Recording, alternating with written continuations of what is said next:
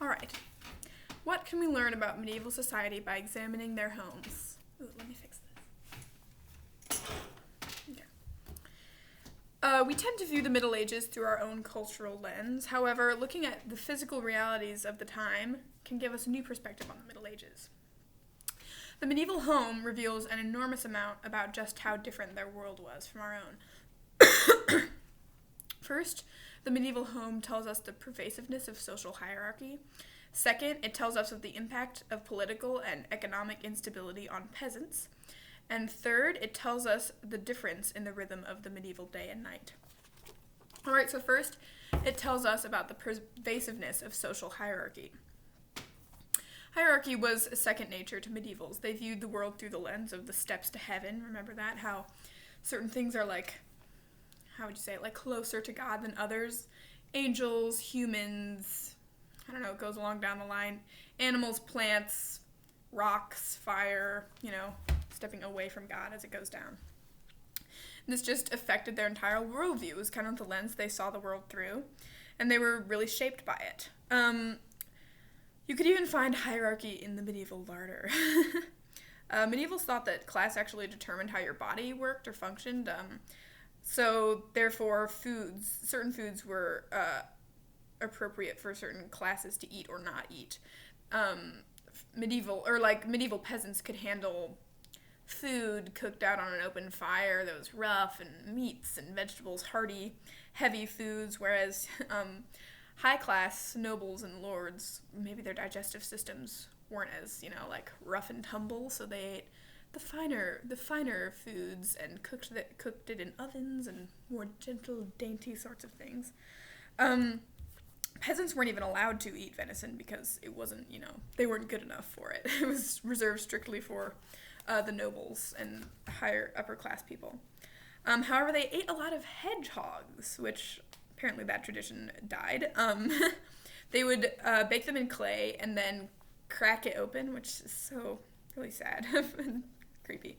Crack it open, and then it would get rid of all the spines, and it would just open up to all the meat on the inside. It was supposedly really delicious, although I have not heard of anyone ever eating hedgehogs nowadays.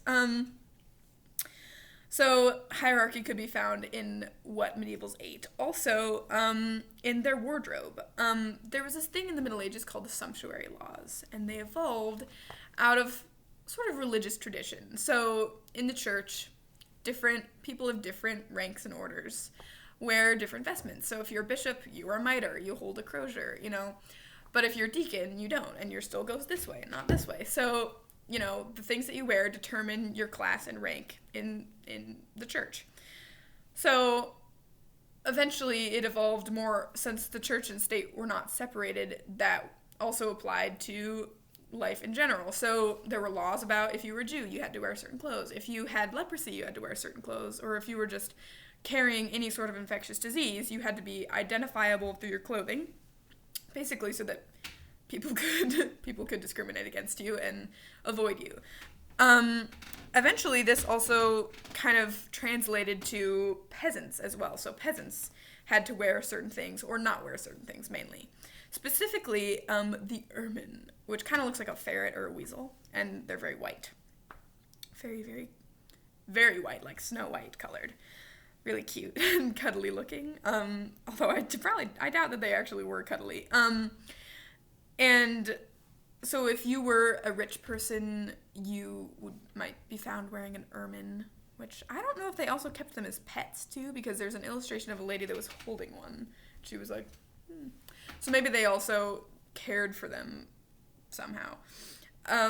But they symbolized sort of purity, and there's a Latin quote that means something like, "An ermine would rather die than be defiled," which is interesting because they really were reading a lot into the ermines. But so anyway, ermines were reserved for upper class people. Also, another thing reserved for the upper class, well, this is kind of moving away from class or hierarchy being seen in the wardrobe, but hierarchy now seen in the home, specifically like the literal structure of the home. timber was another thing reserved specifically for the upper class. So timber would basically be anything, this is kind of nifty that I have this here, anything like thicker than this. So peasants were only allowed to cut down things like of this sort, which really, it's not going to build you a super structurally sound house. It's very thin. So the rich people would decorate the outside of their houses with thick boards of timber to kind of show off their wealth. And the peasants had to get creative with using wood that was super skinny and soft. So they used this method called coppicing. Coppicing was basically, remember when all the ash trees were dying around here, and around the base of the trees as they died were just tons of little shoots? Well, they kind of used that sort of, I don't know what you'd call it, natural thing to their advantage. So when they were ordered by a nobleman to cut down timber for them, they would cut the tree with, I don't know, like this much space from the bottom, like not super close to the ground, so that it would, I don't know, preserve some of its nutrients to shoot a whole bunch of shoots out from the bottom to kind of regenerate itself. So, excuse me, they cut down trees, but then, guess what? They had all these little shoots that would grow to be this thickness, that they could use. It was legal for them to cut down. And a quote from Dr. Parker is, "Poachers who took off-limits game or wood faced death."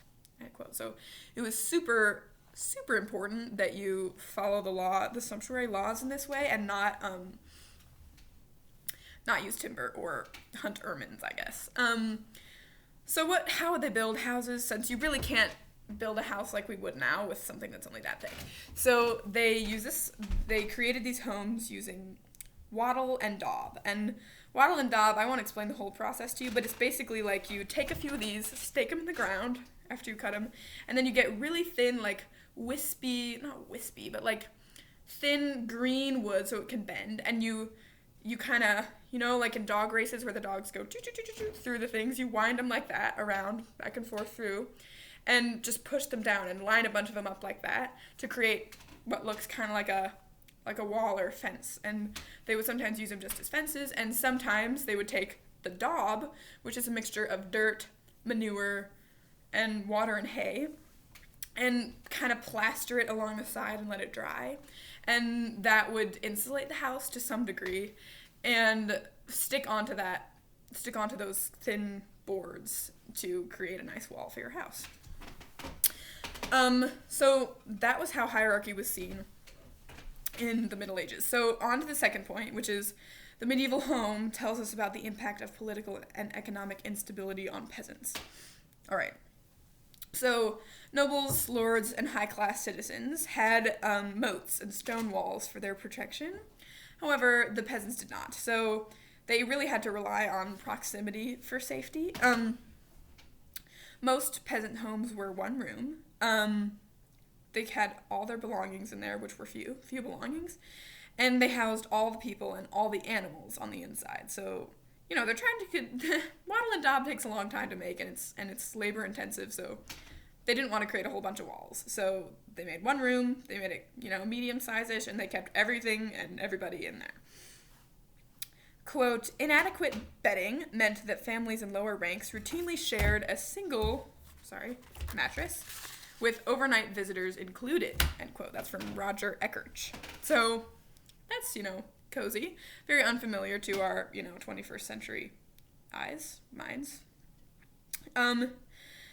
And many people would traditionally sleep around a fire for warmth and safety, but even as the bed evolved, it remained sort of a social place, which is very counterintuitive for us. So people gave birth on the bed, they entertained guests, and then died on their beds. Everything happened on the bed because there probably wasn't very much furniture either. That's just where you sat if you wanted to sit down, which they probably weren't doing much sitting down anyway.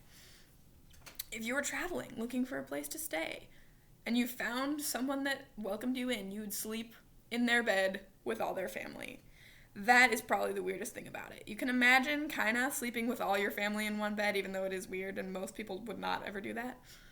Imagine going to like a hotel, and the hotel had one bed. There's this one really famous example of this. It's called the Great Bed of Ware. And there probably was only one bed in this hotel, and anyone that went there, they all slept in one bed, and that bed of ware was designed to sleep 15 people. So that really illustrates how the kind of effect of economic and political instability on the medieval peasant. So on to the third point. The medieval home tells us how different the rhythm of day and night was for someone from the Middle Ages. So as discussed in the previous point, the culture of sleep in the Middle Ages was vastly different than it is today. Therefore, so were the nighttime routines. They were just different too. Roger Eckert's book, At Day's Close, Night in Times Past, tells us that before electric light, bodies went to bed at dusk, woke at dawn, and sometime in between then, about in the middle, you'd wake up for about an hour. Electric light has prevented that from happening because we stay up significantly later into the night, so our body sleeps all the way through. But they didn't used to. You would have like a random hour in the middle of the night where you'd be awake. So, your sleep was split into two sections called first and second sleep. That's what they called it.